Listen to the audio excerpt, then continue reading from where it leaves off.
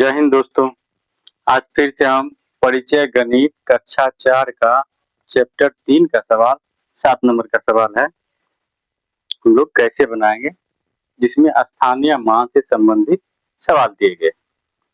यहाँ सवाल है कि 14,357 के लिए निम्नांकित खाली स्थानों को भरें।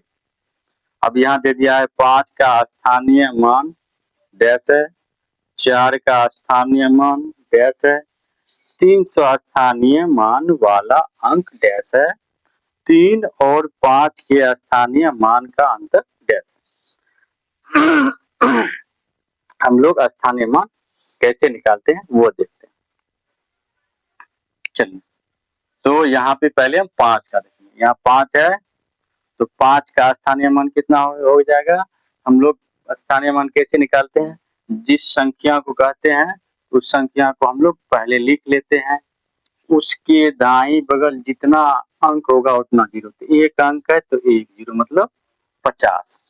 मतलब 5 का इसमें 14,357 में 5 का स्थानीय मान कितना हो गया, 50 हो गया। चलिए, अब इसमें 4 का स्थानीय मान कितना, तो जिस संख्या का कहेगा उस संख्या को हम लोग यहाँ लिख लेंगे।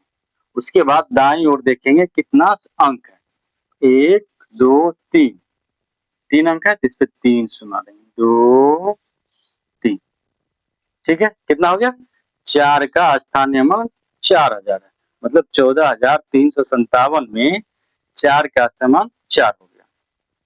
अब कह रहा है यहाँ पर 300 स्थानीय मान वाला अंक है, सैकड़ा मतलब इकाई दहाई सैकड़ा। यहाँ 300 आ गया तो ये हो गया 3 सैकड़ा ना, इकाई दहाई सैकड़ा 300 है, सैकड़ा इकाई दहाई सैकड़ा के स्थान पर 3 है तो 3 हो गया। अब कह रहा है कि 3 और 5 के स्थानीय मान का अंतर, तो हम लोग पहले 5 का स्थानीय मान निकालेंगे। तो 5 का स्थानीय मान कितना हो जाएगा, पहले 3 का निकालेंगे। 3 का इकाई दाएं सैकड़ा 100 है तो 2 को सुनना, 3 के बाद 2 और उसके बाद 50 50 मतलब 5 का स्थानीय मान कितना हो जाएगा। यहाँ एक अंक है 5 के बाद एक अंक, तो यहाँ 0, इतना हो गया। अब इस दोनों का क्या कह रहा है, अंतर निकालने के लिए ना, तो 300 माइनस 50 ऐसे कर देंगे, इसको घटाएंगे, 0 से गया 0, यहाँ 45 10, 10 में से 5 गया 5, यहाँ बच गया 2 मतलब 250। यहाँ क्या हो जाएगा 250, ये आंसर हो जाएगा। अगर समझ में आया हो तो इसको अपने दोस्तों को भेजिएगा, लाइक और शेयर कीजिएगा, कमेंट जरूर कीजिएगा। ये हमको समझ में आ रहा है सर, आगे भी बताएं। थैंक यू, धन्यवाद, जय हिंद।